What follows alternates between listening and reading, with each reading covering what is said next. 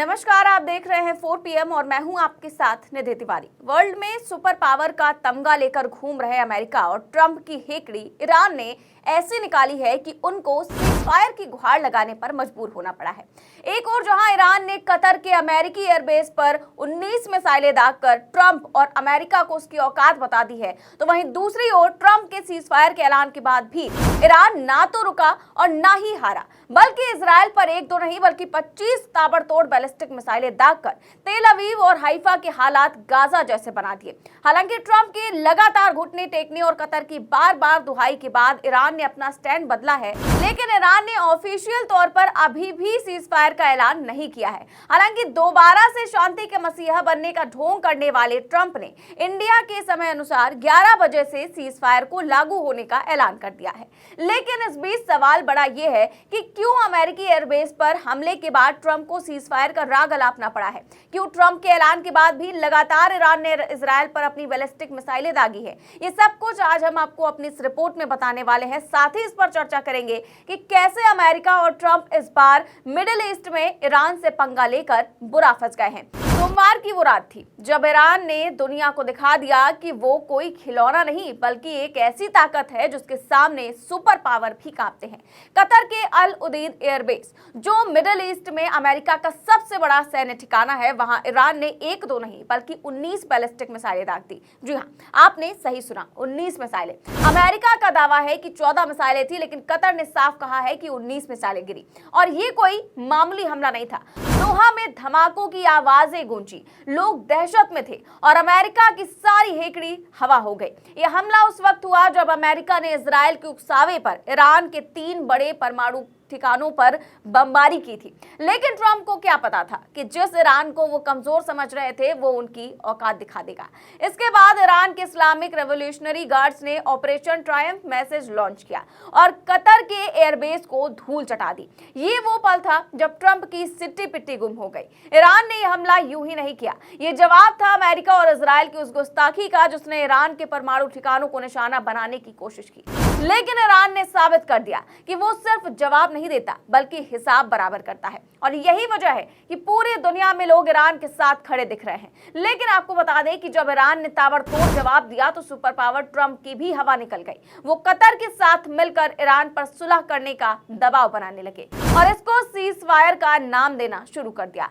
जैसे ही ईरान ने कतर में अमेरिकी बेस को निशाना बनाया, ट्रंप ने तुरंत कतर के जरिए सीजफायर का राग अलापना शुरू कर दिया और बिना ईरान की मंजूरी के ऐलान कर दिया कि इजराइल और ईरान के बीच पूर्ण और संपूर्ण युद्ध विराम होने जा रहा है।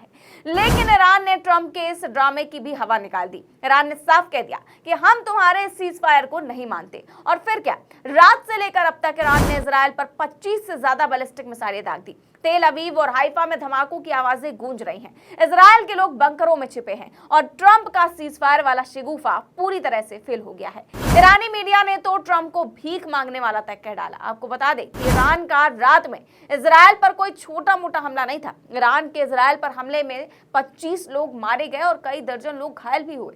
तेल अवीव की सड़कें मलबे से पट गई हैं और इजराइल का आयरन डोम सिस्टम भी ईरान की मिसाइलों के सामने बेकार साबित हुआ। वैसे आपको बता दें कि ट्रंप के सीजफायर का खेल यूं ही नहीं हुआ है, इसमें भी गहरी साजिश छिपी हुई है। अमेरिका और ट्रंप के ऊपर कोई बोझ ना पड़े, इसके लिए ट्रंप ने ये बड़ा खेल किया है। दरअसल पिछले कुछ दिनों से अमेरिकी अखबारों की रिपोर्ट रही है कि इजराइल के पास अब हथियार खत्म हो चुके हैं। 13 जून से शुरू हुई इस जंग में इजराइल ने ईरान पर हमले किए, लेकिन वो कुछ नहीं बिगाड़ पाया। उल्टा तेल अवीव और हाइफा में गाजा जैसे हालात हो गए। इजराइल के पास अब ना तो मिसाइलें बची हैं, ना ही वो ताकत जिससे वो ईरान का मुकाबला कर सके। और यही वजह है कि अब इजराइल की पूरी जंग का खर्चा अमेरिका को उठाना पड़ रहा है। ट्रंप ने पहले इजराइल को उकसाया, 300 हेलफायर मिसाइलें दी, लेकिन वो भी काम नहीं आया। फिर अमेरिका ने खुद B-2 स्टील्थ बॉम्बर से ईरान के परमाणु ठिकानों पर हमला किया, लेकिन वो भी फेल हो गया। अब ईरान ने न सिर्फ इन हमलों को झेल लिया बल्कि करारा जवाब भी दिया। ट्रंप को पहले लग रहा था कि वो ईरान को अकेला कर देंगे, लेकिन वो भूल गए कि ईरान के साथ अब रूस और चीन खुलकर आ गए हैं। तो सोमवार को ईरान के विदेश मंत्री रूस गए, जहां युद्ध को लेकर एक बड़ी डील फाइनल हुई। इसमें तय हुआ कि रूस ईरान की हर मदद करेगा, यहां तक कि अगर ईरान को परमाणु बम तक की जरूरत पड़ती है तो रूस ईरान को अपना वारहेड देने को भी तैयार है। ऐसे में ईरान के विदेश मंत्री के वापस आते ही ईरान ने अमेरिका के कतर एयरबेस पर हमला बोल दिया। वहीं चीन ने तो अंतर्राष्ट्रीय मंचों पर अमेरिकी हमलों को आतंकवाद तक करार दे दिया, और यही वजह है कि ट्रंप की सारी रणनीति धरी की धरी रह गई और अपने ही बनाए मकड़जाल में बुरी तरह से फंस गए। ट्रंप के सामने अब सिर्फ दो रास्ते थे, या तो वो ईरान से सीधी जंग करते या फिर सीज फायर को गले लगाते। ऐसे में ट्रंप ने खुद को बचाने के लिए सीज फायर का रास्ता चुना है, लेकिन ये रास्ता उनके गले की फांस बन गया है। जिस तरह ईरान ने कतर और इजराइल पर हमले किए और रूस चीन का साथ मिला, ये साफ है कि ये जंग अब सिर्फ दो देशों तक सीमित नहीं है। ईरान ने हॉर्मुज की खाड़ी को बंद करने का ऐलान कर दिया, जिससे दुनिया का 20% तेल सप्लाई रुक सकता है। भारत जैसे देश जो अपने 50% तेल और गैस की जरूरत मिडिल ईस्ट से पूरी करते हैं, वो भी इसकी चपेट में आ सकते हैं। ऐसे में साफ है कि अगर ये जंग और बढ़ी तो ये तीसरे विश्व युद्ध का रूप ले सकती है। रूस और चीन पहले ही हाइब्रिड वॉर की बात कर रहे हैं, जिसमें गुप्त सैन्य अभियान, साइबर अटैक और दुष्प्रचार शामिल है। और ट्रंप वो अब सीज फायर की भीख मांग रहे हैं, लेकिन ईरान ने साफ कर दिया है कि वो अब रुकने वाला नहीं है। ट्रंप के ऐलान के बाद भी ईरान ने 25 बैलिस्टिक मिसाइलें दागी, लेकिन इसके बाद वो रुक गया है, जबकि ईरान की ओर से अभी तक सीज फायर का कोई ऐलान किया नहीं गया है। ऐसे में इस सवाल को जानने के लिए हर कोई बेचैन है कि आखिर ईरान इतना कॉन्फिडेंट क्यों है। तो जवाब है कि ईरान के पास मिडिल ईस्ट में सबसे ज्यादा बैलिस्टिक मिसाइलें हैं। उसके इस्लामिक रेवोल्यूशनरी गार्ड्स ने कहा है कि वो 6 महीने तक इजराइल और अमेरिका से जंग लड़ने को तैयार है। और आपको बता दें कि अभी तक ईरान ने अपनी क्षमता का सिर्फ 5% ही प्रयोग किया है। और सबसे बड़ी बात कि ईरान अब अकेला नहीं है, रूस और चीन का खुला समर्थन और ताकत उसे प्राप्त है। आपको बता दें कि सोशल मीडिया पर लोग ईरान की तारीफ कर रहे हैं। एक यूजर ने लिखा कि ईरान ने ट्रंप को दिखा दिया कि असली ताकत क्या होती है। दूसरी तरफ ट्रंप का सीज फायर वाला बयान अब मजाक बन गया है। लोग कह रहे हैं कि ट्रंप का शांति का मसीहा बनने का सपना चकनाचूर हो गया है। ईरान ने यह भी साफ कर दिया है कि अगर अमेरिका या इजराइल ने फिर से कोई गुस्ताखी की तो वो और बड़ा हमला करेगा।